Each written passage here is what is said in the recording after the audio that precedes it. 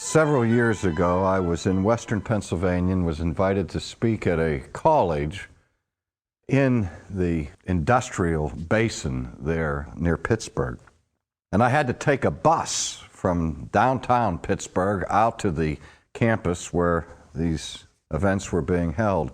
And it was a local, and it was one of these buses that went through all these depressed mill towns of Western Pennsylvania. You have to understand that Western Pennsylvania has been crippled perhaps as seriously as any area of our nation as a result of the declension in that major industry of making steel.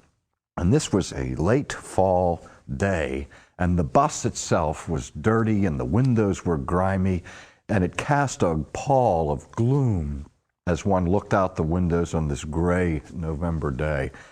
And as I was riding through each of these little mill towns, where I saw store after store boarded up and closed signs displayed outside, I had this overwhelming sense of depression. And I watched the people as they got on and got off of the bus along the route. And these people would get on with a stooped posture, their shoulders sort of hunched over, and you could just see lines of despair etched in their faces. And as I watched this in this somewhat melancholy mood that I was experiencing, I was wondering, is there any hope for these people? Is there any hope for these towns? I look at the outward facade, the buildings that are decaying, the streets in disrepair. And I think of all of the hopes that went into the building of these towns in the first place. And now we only see evidence of decay and of death and of hopelessness. And as I was in this contemplative mood, suddenly we passed by a little storefront that had been converted into a storefront church. And in simplistic language and a kind of crass neon, there was the cross in the window of the store. And I thought of that and I said, there is the universal symbol of hope. And so I became alert and I began to watch more closely, and I discovered that I couldn't go a single city block without somewhere seeing the sign of the cross. And as I observed that, I began to think. I thought, as I'm sitting here worrying about hopelessness, even as I am thinking at this very second, somewhere in this world, there's a group of people seated around a table, eating bread and drinking from a cup in remembrance of Christ. And I began to realize that not a single second ticks on the clock, but that somewhere in the world, people are celebrating the coming of Christ into the world and the triumph of Christ over darkness, over ugliness, over despair. And so for a brief second, I had a vignette of insight to the glory of God. The glory of God that could not be hidden or concealed by this facade of decay and of death. And I thought about the 6th chapter of Isaiah, where when the angels sing in antiphonal response, celebrating the holiness of God, saying one to another, "Holy, holy, holy is the Lord of hosts," they add to that refrain these words, "The whole earth is full of His glory." Think about that. It doesn't just say that there are hidden clues concealed behind doors, hidden under rocks, veiled from our view of the glory of God, but that the world is filled with evidence of the glory of God. Recently, I read a book written by perhaps America's most famous and most talented Jewish theologian, Abraham Heschel, in which he talks about life in America in the 20th century. And he says the thing that characterizes us in the 20th century is our superficiality. That we have become a people who are satisfied with skimming over the surface of life, interested only with images and impressions on television, not with deep and profound truth, but with sound bites that entertain us but don't delay us in any serious call to reflection. We're pragmatists. We want to be practical. And in our busy practicality, we go through life blind to the very depths of the reality that is staring us in the face. The Apostle Paul, in the first chapter of Romans, describes the situation that is common to all mankind. Paul tells us in Romans 1 that from the very beginning of time, from the very beginning of creation, that God has revealed himself and continues to reveal himself through nature. He says in there that the invisible things of God are clearly perceived through the things that are made, that they are made manifest by God, even God's eternal power and deity. But then he brings the whole of the world before the tribunal of God and assesses them in terms of a universal indictment, because the most basic, primordial sin of mankind, according to Paul, for which all of us are guilty and for which none of us has an excuse, is that we hold this truth of revelation in a spirit of godlessness. We hold it down, we repress it, we bury it, we incarcerate it. And so the apostle says that the wrath of God is revealed against the whole world. And the reason why God is angry is because we repress and suppress the glory that he makes manifest even in nature itself. And he says that it is our propensity to exchange the truth of God for a lie and begin to serve and worship the creature rather than the Creator. That's our natural inclination, which is an inclination to idolatry, to affix our gaze to the things of this world and never acknowledge how the things of this world drive our attention beyond this world to the glory and to the majesty of its Creator. The fundamental sin, according to the apostle, is that we refuse to honor God as God, neither are we grateful. So what Paul is describing there is similar to what the psalmist says when he says, the heavens declare the glory of God, and the firmament shows forth his handiwork. All of these things merely echo what the angels are declaring within heaven itself, that the whole earth is filled with his glory. If the earth is filled with the glory of God, we don't have to be rocket scientists to find it. We don't need a microscope. We don't need a Hubble telescope in order to discern a glimpse of the majesty of God. It's everywhere. The whole world, Calvin once said, is a glorious theater of the majesty of God. But we walk in that theater as men and women who are wearing blindfolds, and we willfully put the blindfold on. We close our eyes and will not look at what's right in front of our faces.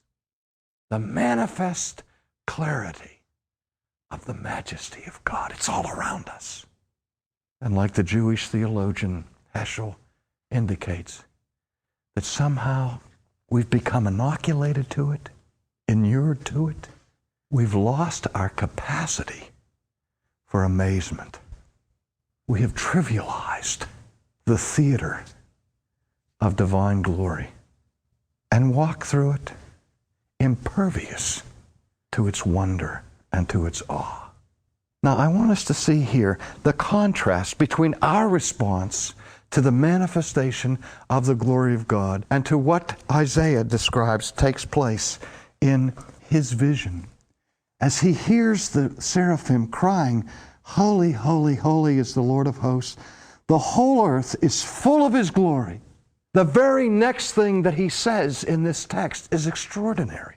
He says, "And the posts of the door were shaken by the voice of him who cried out, and the house was filled with smoke." Now here, Isaiah is peering into the heavenly temple, and as the voices are crying of the holiness of God, the doors of that inner temple of heaven themselves are suddenly shaken at their foundations and moved by the spectacle of divine glory. I went into a maximum security prison several years ago with Lem Barney, who for many years was an all-pro defensive back for the Detroit Lions. We were both at the time on the board of directors of Prison Fellowship, and we went into the inside of this prison. And Lem stood up before hundreds of hardened men, tough men. And like a little boy, he began to sing a child's song. "Others, Lord, yes, others, help us to live for them." I couldn't believe that this professional football player, would have the humility to sing such a simple tune. And he began in his own way to speak to these men of the riches of Christ and of the glory of God. And in the middle of his address, he stopped and asked the men, he says, "Does that turn you on?" And there was no response, and he paused for a moment, and then he said, "Gentlemen, if this doesn't turn you on, you don't have any switches." And everybody laughed. And I thought, that's right. If we can't get excited about the glory of God, there's something wrong, something malfunctioning in our souls. Because here in this text, when the glory of God is made plain and manifest, and his holiness is radiating through the sanctuary, the doors and the pillars of the temple are moved. Now, these things are inanimate objects. Doors do not have spirits. Doors do not have souls. Doors do not have minds. But even these objects made of wood or of metal were moved by the presence of God. And this comparison is one that the prophets make repeatedly, isn't it? That they say that we who refuse to be moved by the greatness of God don't have as much sense as animals. The ox knows his crib and so on. And they talked about how the animals, the donkey, the horse and so on, they do by nature what God has willed them to do. And they have more sense to respond to their Creator in obedience than we do, because we miss it. Poll was taken a few years ago in the United States asking people who had stopped going to church why they stopped going to church. This was not a survey of people who had never gone to church. This was a survey conducted to make inquiry to those literally millions of people who, at one time or another, were involved in the life of the church and then became dropouts. And in this particular survey, the number one reason that people gave for stopping their attendance of church was that church was boring. The second most frequent answer that was given to the survey was that they regarded church as irrelevant. Now, when I read the pages of Scripture, particularly the pages of Old Testament, whenever an episode is communicated where people have that momentary glimpse of the unveiled glory of God, There is a wide variety of human responses that are recorded. Some people, rejoice and they exclaim a sense of thrill and elation for having been present, having seen this manifestation of glory. Other people are stricken with a somber mood of silence and they stand paralyzed. But the one reaction that is most common is a reaction of frozen fear. Shepherds on the plains outside of Bethlehem in the dead of night suddenly witnessed the most spectacular sound and light show that the world had ever seen. When suddenly there is in the heavens a heavenly host, and the glory of God shines round about. And the scriptures say what? And they were sore afraid. That's the normal reaction to any visible manifestation of the glory of God. But however, the reactions may differ among human beings to the holiness of God. One thing I never, ever find in Scripture is someone who is bored in the presence of God, or someone who walks away from an encounter with the living God and says, that was irrelevant.